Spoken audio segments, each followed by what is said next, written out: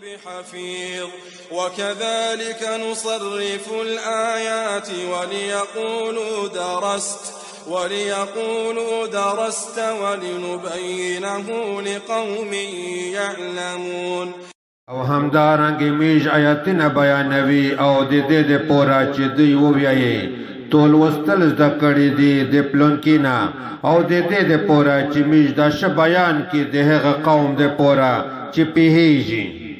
اتبع ما أوحي إليك من ربك لا إله إلا هو وأعرض عن المشركين. محمد صلی الله علیه وسلم ته پیروي کوا د هغه شي چې تو ته د خپل رب له طرفه وحی کولی شي.